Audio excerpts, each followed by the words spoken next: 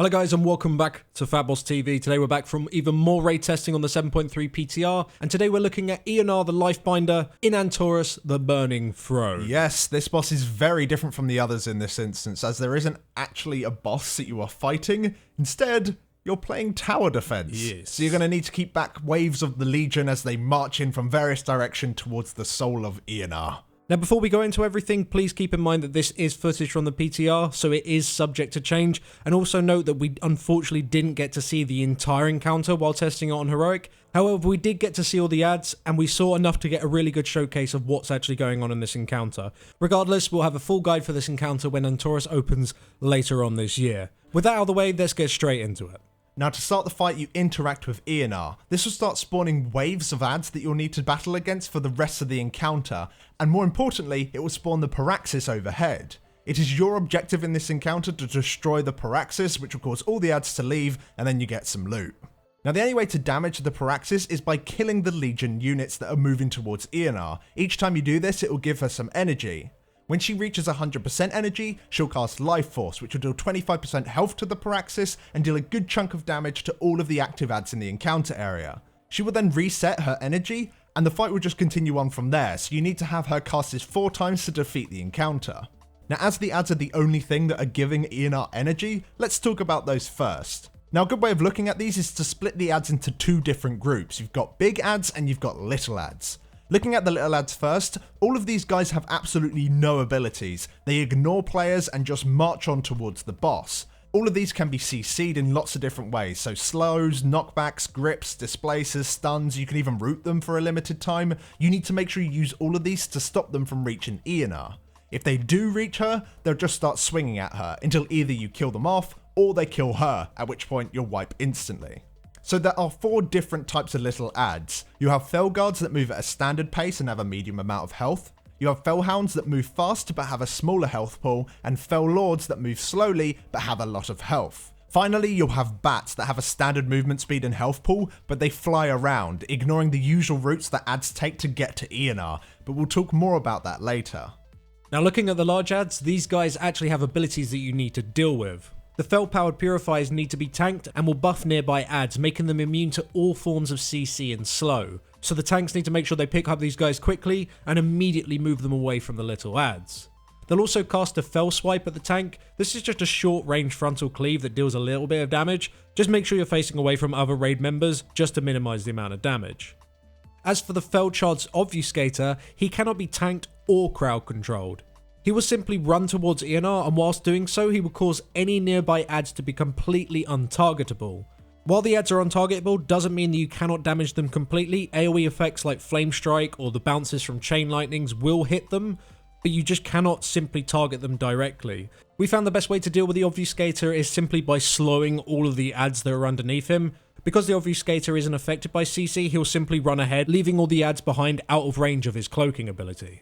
But ultimately, whenever this guy is up, you just want to kill him as soon as possible. He causes a bunch of issues, and if you don't focus him, he'll simply just run towards the boss and start killing her. Now the last large ad to deal with is the Fel-infused Destructor. This guy needs to be tanked, and if he's not, he'll simply just fire loads of rockets at Eonar, pretty much killing her and wiping your entire raid. However, there is one small problem. The way that this mob spawns is that it spends sort of 5 seconds waddling out, and then suddenly will become active, drop all threat, and then immediately swing at whatever's nearby him. Melee DPS need to make sure that they are not near him when he activates, otherwise they'll be instantly one-shot, and tanks need to make sure that they're there to taunt as fast as they possibly can. While tanking this mob, he will occasionally cast Artillery Strike. It's really important that you interrupt this because it deals a large amount of damage to Eonar. If you don't interrupt it, you're probably going to wipe later on down the line. And the last enemy that you need to know about in this encounter is the Paraxis itself, which is of course the big ship that's flying above overhead. Now the idea behind the ship is that it actually gives you something to do while your DPS are just simply AoEing down these ads. It'll be dealing small bursts of damage to the raid throughout the fight via its artillery. This just forces players to stay in range of healers, as all players will need some attention every now and then. Random players will also be targeted by Rain of Fel. This will mark them with a circle, and after a few moments, the player and anyone within their circle will take a very nasty burst of damage. There's nothing you can really do about this, you just need to make sure that you move away from other players when you are targeted. We decided to have a rule that if you are going to be hit, you move towards the edges of whatever path you're on, whilst other players move towards the middle. And the last ability that the Praxis has in its toolkit is Spear of Doom. This creates a beam of fire that will fixate and chase a nearby player.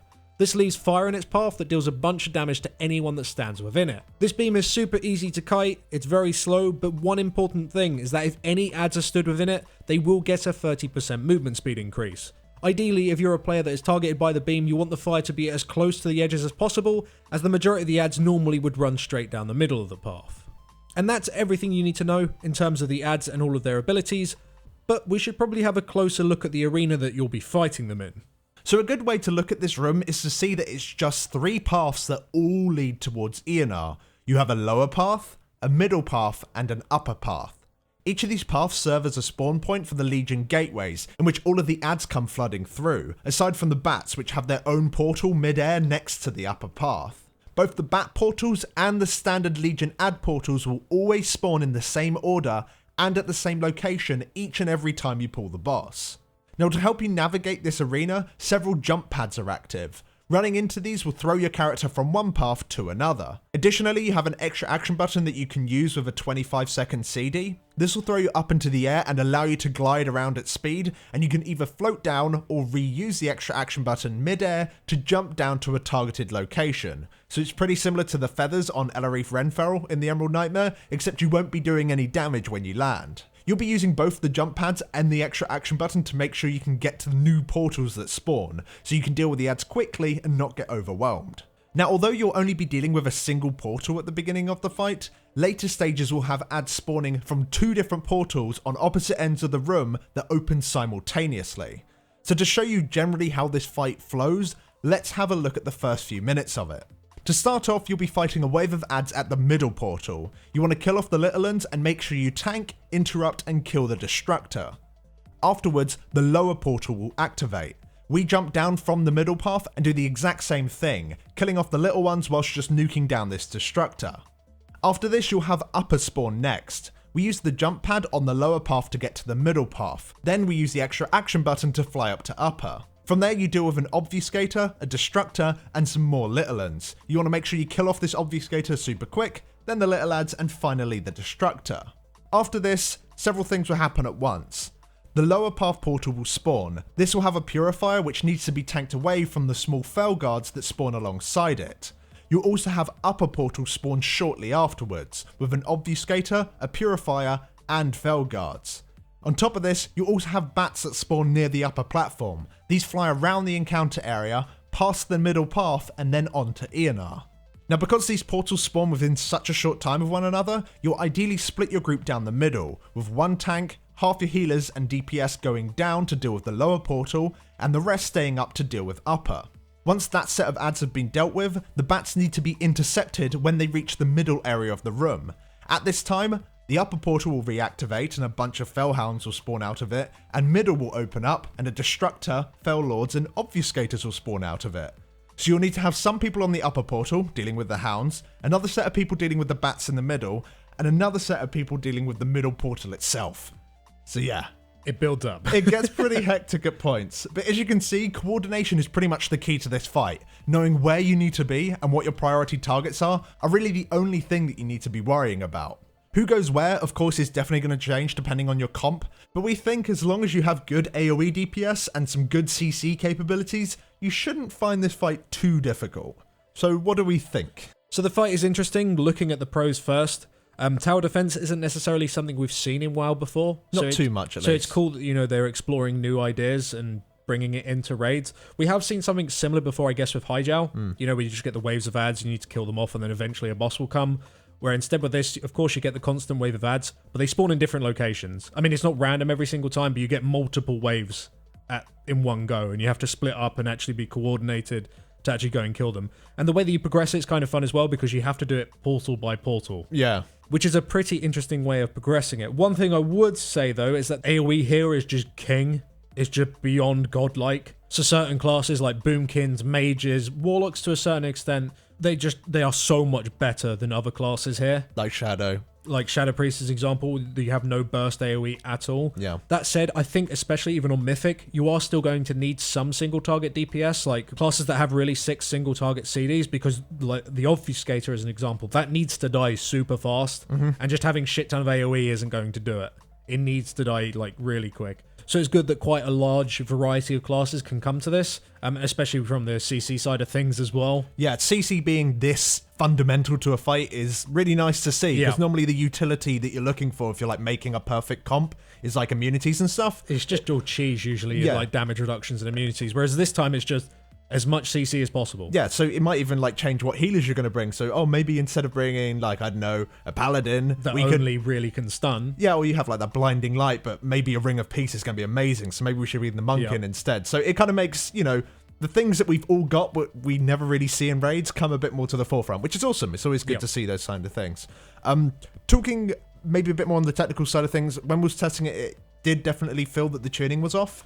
I mean, it kind of ties in with our comp. Our comp definitely could have been better. If we were just full mages and boomkins, we might have been fine. Then we would have been fine. But then again, I don't think Blizzard expects everyone to have that particular comp for heroic. Yeah, so the ads definitely did feel that they maybe had a little bit too much health, so it wasn't scaling properly with our raid size, or maybe we didn't have enough item level for what we was actually testing, so that did feel a little bit off. And also the Praxis abilities. Yeah, the burst was pretty bad. The burst was nuts, but when we did test it on Mythic, it did seem to have died down a little bit, so maybe they've already looked at that and fixed it. But going from a personal point of view, honestly, this fight just isn't my thing. It really wasn't my thing during testing. Like, although like the macro management part of it, like placing the groups in certain areas and like knowing what you're going to do for each portal, when you're going to be splitting, when you're going to be like joining back up, that can be quite interesting. But what you're actually doing on the ground level when you're actually playing is just AoEing ads. And the Praxis abilities that you're like dealing with, in inverted commas, are just like annoying more than anything else. You just need to react to them. It's just, if you got bad, move out of it and maybe kite a beam.